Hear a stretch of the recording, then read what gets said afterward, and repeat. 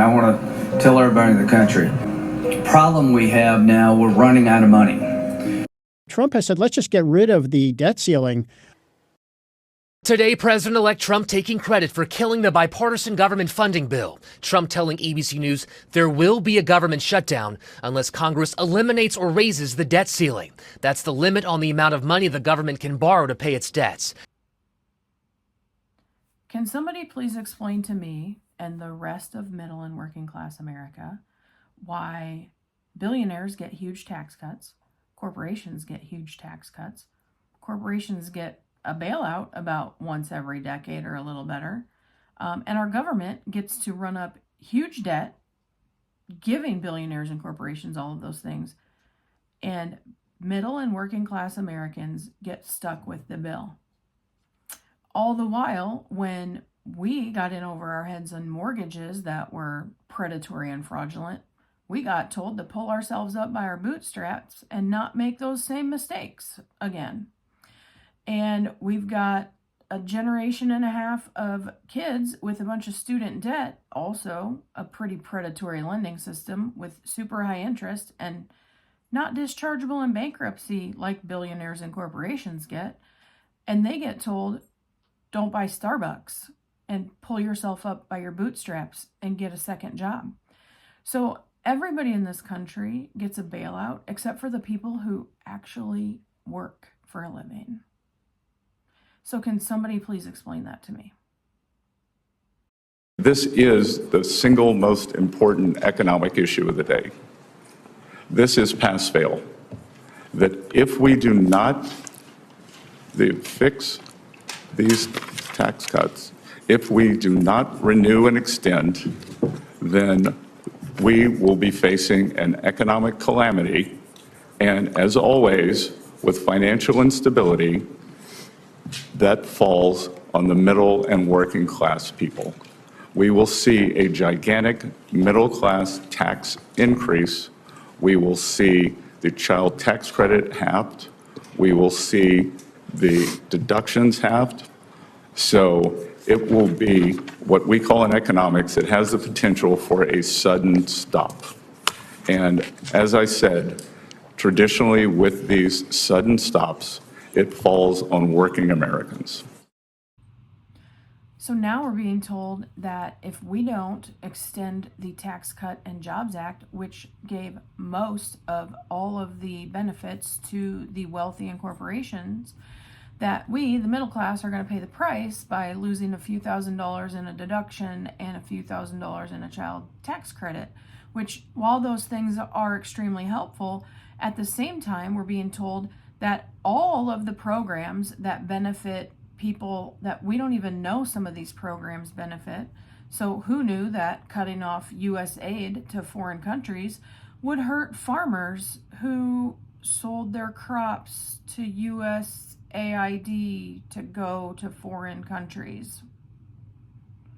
All those programs are interconnected, and those programs help us probably more than our little tiny tax cuts that they gave us as breadcrumbs to get us to feel better about giving trillions away to corporations and the billionaires.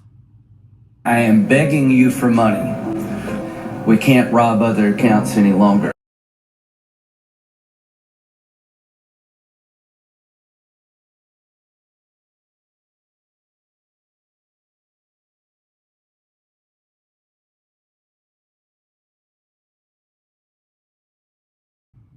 And what is extending the Tax Cuts and Jobs Act going to do to our national debt?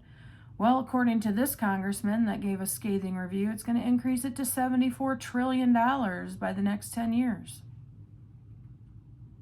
That's a lot more than the $36 trillion that it is right now.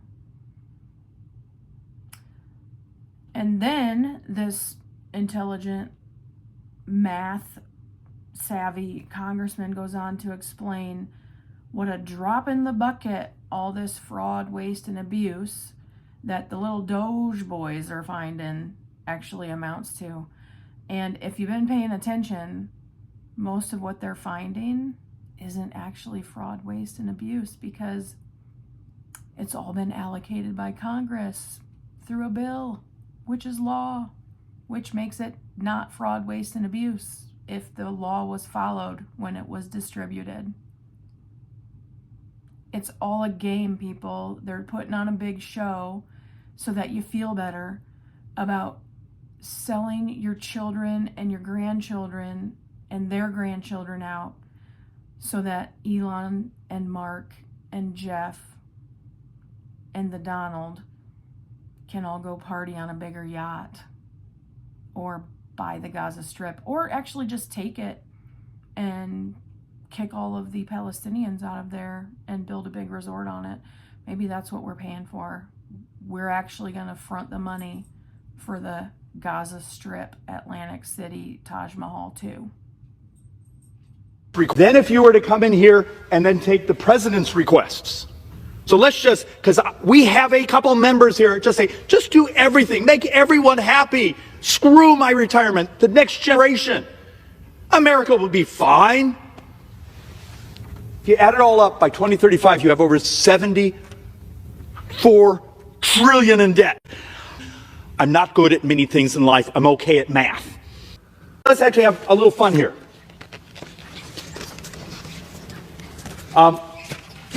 Okay, great. Wall Street Journal yesterday said, hey, there's 40,000 federal employees which have said they'll take a retirement package. And understand, and this is the conservative number, we're borrowing about $6 billion a day. That 40,000 federal employees leaving is a single day of borrowing. For an entire year, all those folks leaving, single day of borrowing. You got 12 hours or 24 hours of borrowing by 40,000 federal employees leaving. Yet I watched someone on television last night saying, well, look, we're going to make a huge dent in the U.S. deficit with these 40,000 taking early retirement. It's one day of borrowing. This is one of the grand solutions. Now, the point I want to make is you probably have to do it. You got to do all of them. It's going to be dozens and dozens and dozens and dozens of things all stacked up just to provide some stability. But you got to stop lying to each other. The press has to stop making crap up. So let's have a little more fun. Okay, so someone yesterday said, okay, let's get rid of the federal subsidy on tax-exempt bonds for stadiums. Okay, great. We calculate that's about 6 or 7 seconds of borrowing for a year. So let's do a couple of the really popular ones. Department of Education salaries. So if you get rid of the Department of Education salaries, and I think this is all of them, is about 2.75 billion. So we just wiped down, remember, you still got to transfer the loan portfolios and all those things, but you just got rid of the employees. You just covered 9 hours of borrowing. So let's actually go to something a little bigger. Let's get rid of the foreign aid. Okay, foreign aid's gone. You got yourself a week. How many times, those of us on the right, I've been in a debate with another Republican, if we just didn't have foreign aid, we'd be fine. Okay. Now, you've got to deal with the reality of what that does to our military, our footprint in the world, protecting the reserve currency. Why are we the reserve currency? Because we have a footprint, we protect the trade routes, but look, you should know that from your history. But you just wiped it out. You just covered a week of borrowing. Am I starting to make a point here?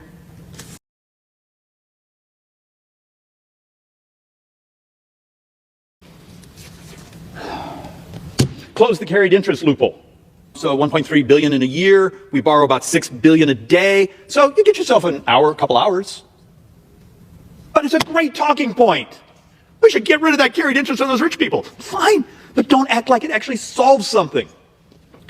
Publicly held debt, not also the borrowing from the trust funds. Publicly held debt, if we were to do the expiring tax provisions without paying for them, we will functionally have raised U.S. debt by 50% in 9 budget years.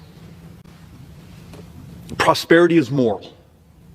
I actually believe it is actually the American ethos. My kids, your kids deserve to be more prosperous than the generation before them. And every data point we hold says our kids will be poorer than our generation.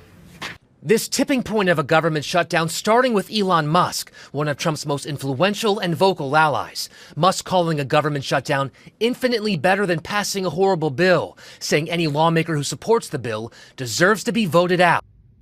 All right, It's time for the everyday Americans, the ones who have to get up and go to work every day, the ones who have to get their kids up and get their kids off to school, and the ones who have to get home and make dinner and get kids to sports practice and have enough money to buy a new bat for Little League season.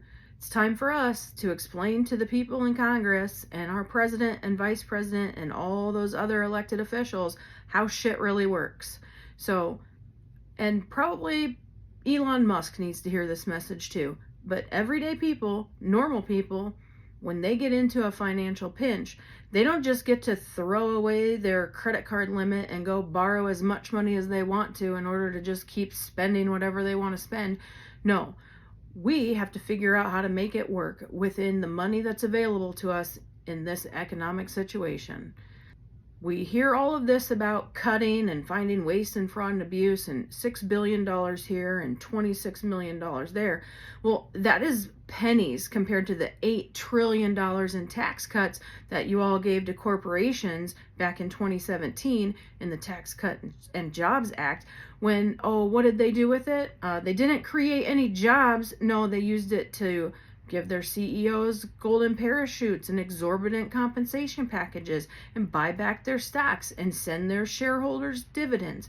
They didn't give any of that money to us through wages. They didn't create any jobs for us like we've been promised since 1980 with your voodoo economics.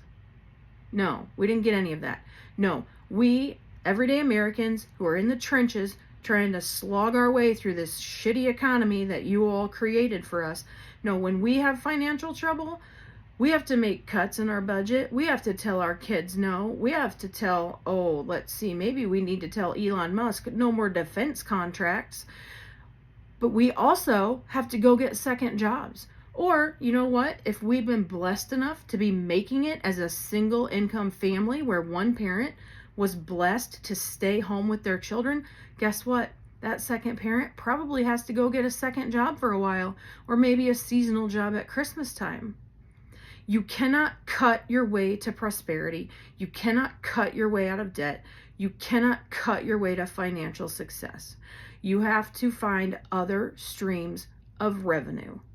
And that's what our government needs to do. If we are in such dire straits with our $36 trillion in debt, and it's going to be $74 trillion in debt here in 10 years. If we want to leave a nation for our children where they can be successful and they can be more prosperous than our parents and us, well, guess what? We have to find other streams of revenue. Those other streams of revenue, that's you, Elon. That's you, Bezos. That's you, Zuckerberg. That's you, Trump.